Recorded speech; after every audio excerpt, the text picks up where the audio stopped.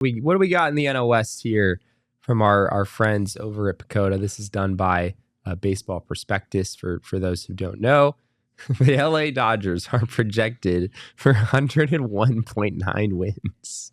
That's such a crazy projection to that's outrageous. That's ridiculous, because a projection is supposed to be like conservative, like the 50th percentile. It's the mid-range outcome. Yeah. Right. It's not saying that every team is going to win this exact number of games, but it's supposed to be like right in the middle of kind of all of the possible. Basically what the highest likelihood of them winning is, right? Yeah, essentially. And to put like that middle ground for the Dodgers at 102 wins is kind of outrageous, but says a lot about how talented that team is. No huge surprise there, frankly. They're just men, Jesse. They're just ordinary men. They are not just ordinary men, Derek. But the Diamondbacks are in second place here at 85.3 wins projected. So 85 and 77 is essentially the record projection for the D-backs in 2024. The Giants, a few wins behind that at 81 and 81. Padres at 80 and 82. PECOTA has them in fourth place, and then the Rockies at 58 and 104. That's even as good as the Dodgers projection is. That is even worse than how good that one is. That is exceptionally poor. The amount of despair, the lack of hope there as a Colorado Rockies fan. You already know your team is bad, and you already know your owner isn't going to do much in order to make that team better, right? But then you have to look at that, and like you said, that's the median outcome. You mean to tell me there's a darker outcome? There's a darker outline? Yeah, there are a lot of darker outcomes. My God, for the Rockies, it's a bad baseball team. Yeah. But I think Fangraphs has the Diamondbacks a little below 84. I think it would maybe round up to 84 wins right now.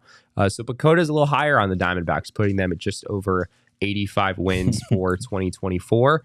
And 85 probably doesn't sound all that great. I mean, we saw the results of that survey that we took. A lot of people, about half of you, voted that the Diamondbacks would finish with 90 or more wins. So 85 might seem a little bit low even to some people, but in terms of a mid-range outcome that these computer things are projecting, 85 is really pretty strong. Yeah, and honestly, that's that would appear based on other projections in the National League. Yeah, to get the Diamondbacks into the playoffs. I think with the way that the NL West is and the way it's going to be for a number of years, that's all that we can really play for at this point. Winning the division on a year where maybe the Diamondback or the Dodgers slip up and aren't as good as they're projected to be might be a possibility, but it feels like this is the path that they're always going to kind of have to pursue.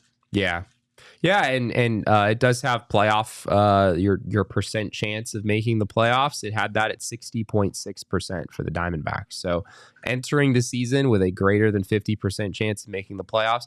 I know everyone is really expecting this team to make it at this point. Sure. But that's still pretty good. That's something we haven't seen in a long time for this team. I think in 2023, their chance of making the playoffs was somewhere like 15-20%, depending on which outlet you looked at entering the season. So 60 is an enormous upgrade over where they've been recently. We also have the National League Central and East standings from the PECOTA projections. Let's take a look at the Central standings. These are interesting. Because what you got here is not a lot of good baseball being played in the National League Central. The St. Louis Cardinals right now being projected to win that division with 85 wins. You got the Cubs going 80 and 82 and being the second place team. Essentially every team in the division outside of the Cardinals having a losing record. The Milwaukee Brewers being 79 and 83. You have the Cincinnati Reds at 78 and 83, which is a little egregious, I would say, a little for a team that kind of has been on the rise and probably, I would imagine would forecast to be better next year than they were this year, but who knows? And then the Pittsburgh Pirates at 72 and 89 or 90, 72 and 90. Basically all kind of right there together. Like a whole difference of 8 games between second place and last place, but an odd selection for the Cardinals to be the number one pick. I mean, obviously last year they were kind of the favorite and then they had a pretty terrible season, but have they really done enough during this offseason to be projected as the division winner? Yeah, I mean, I guess. I guess they have. I mean, they have. Yes, obviously, the computer thinks so. Yeah. Do you think so, though? It's just it's a bad division, obviously. All those top 4 teams are all clustered together very, very closely. There's a lot of. I mean, I could see the Reds winning the Central. I could see the Brewers. I could see the Cubs, the Cardinals. All of those are very, very possible in my mind. I do think the Cardinals are probably at the top of the list for me as of today. No, their starting rotation additions weren't the best, but they do have Sonny Gray at the top now. Kyle Gibson and Lance Lynn should at least be able to eat some innings that the last year's staff wasn't really able to do as well. And I still believe in Paul Goldschmidt and Nolan Arenado and Lars Nootbaar and Nolan Gorman and what Jordan Walker could be. When I look at the Cardinals lineup, I see not only a decent ceiling but a decent floor too. Whereas, you look at the Reds lineup, for example, the ceiling there is exceptionally high, but the floor is probably lower. You don't know exactly what Elly De La Cruz looks like in year 2. Can Matt McLain come back and be as good as he was, in year 1 before getting hurt? There's more questions with Cincinnati.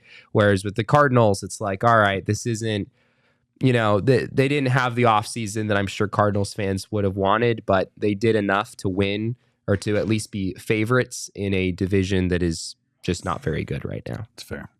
All right, now let's take a look at the NL East standings projections from PECOTA because, again, some interesting things here, including, obviously, Atlanta Braves favored to win that division. They are projected to have 100 wins, so we got 2 100 projections seasons from 2 teams in the National League because, of course. Then you have the Phillies at 85 and 77. New York Mets at 83 and 78 or 83 and 79. Miami at 80 and 82. And then Washington at a distant 5th place with 58 wins. Philadelphia being projected to have 85 wins. Jesse, what are your thoughts on that, on the Diamondbacks having that edge? I absolutely was a little surprised to see that. They have the Diamondbacks at 85.3 wins, the Phillies at 85.0. Does that make them the fourth? Does it make them the first wild card team? Technically, in these projections, in these projections, the Diamondbacks are the first wild card team. They also have the 3rd highest win total projection. They beat the Cardinals by 0.1 and the Phillies by 0.3. Technically, according to PECOTA, it's the Dodgers and the Braves, and then, granted, a pretty sizable gap, and then the Arizona Diamondbacks as the 3rd best team in the National League, which is, I mean, if you're a Diamondbacks fan, about as good as you probably could have seen this playing out. Yeah. And the Phillies in particular, I think of the Phillies, if I'm being honest, as being a little bit better than the Diamondbacks in terms of just the talent on that roster. I think the bullpen in particular, the Phillies bullpen is just so deep in a way that the Diamondbacks isn't. But looking a little closer at some of the numbers, PECOTA just doesn't like the Phillies position player group as much as there's a big difference there between it actually likes Phillies pitchers better than the Diamondbacks pitchers, but it likes the Diamondbacks position player group way more. You have guys like Nick Castellanos, who you don't know how much you're going to get there. Brandon Marsh is someone that PECOTA is not really very high on. Kyle Schwarber, the offensive projections there are good, but obviously you're not getting much defensively. So on the whole, the Diamondbacks just have a lot of valuable players who can run the bases, who can play good defense, and the Phillies are it's more of a hit first profile. There's not as much value from a defense and base running standpoint, and that comes through here. PECOTA sees the Diamondbacks as the better team.